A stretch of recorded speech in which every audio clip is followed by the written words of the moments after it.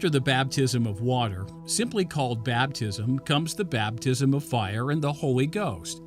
In the LDS Church, this ordinance is called confirmation, since it confirms both member and the church.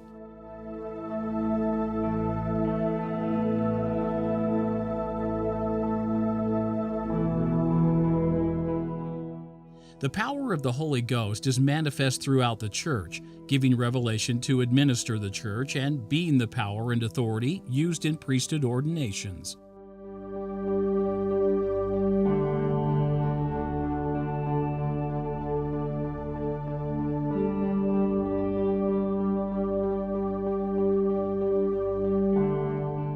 If it is the power of the Holy Ghost that confers priesthood, then it is the Holy Ghost that gives priesthood its power. Or, seen from a negative point of view, there is no priesthood or power in the priesthood without the Holy Ghost. Priesthood becomes only notional. The gift of the Holy Ghost is the gateway to all the miraculous or magical powers of the gospel called the gifts of the Spirit.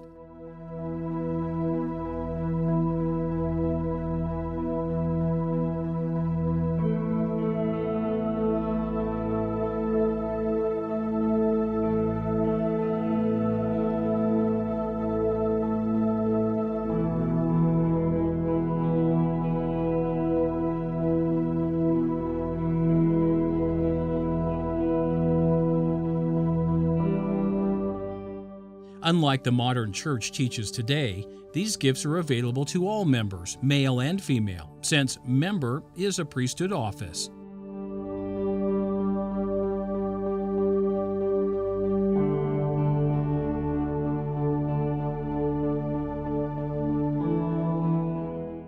These gifts manifest themselves as the power of godliness only through the symbolic ritual of the laying on of hands.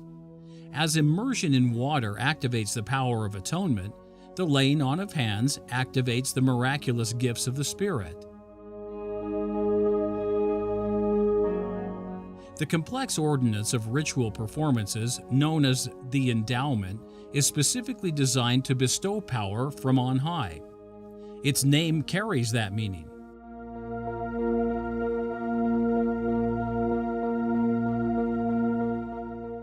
This ordinance was not an innovation of Joseph Smith, but was also introduced in the previous dispensation, as Luke records.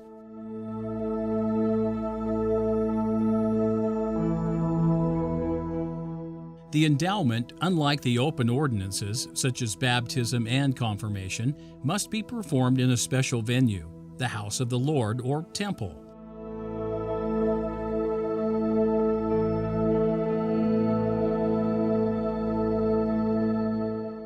Every sacred performance within the endowment, as well as other ordinances such as solemn assemblies and oracles, are reserved for the temple.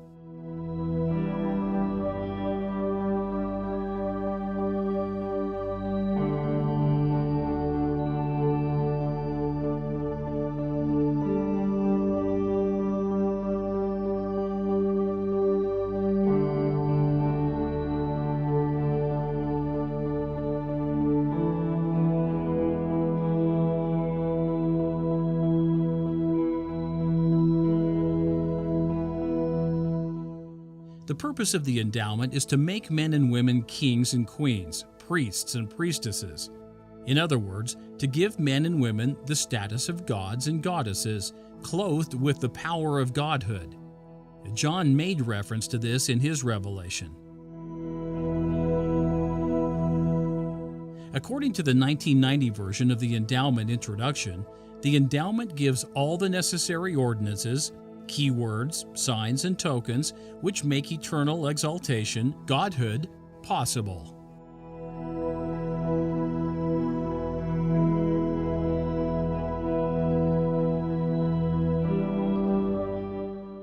The ordinance, known as the initiatory, promises that through faithfulness, men and women can become kings and priests, queens and priestesses, to rule and reign forever.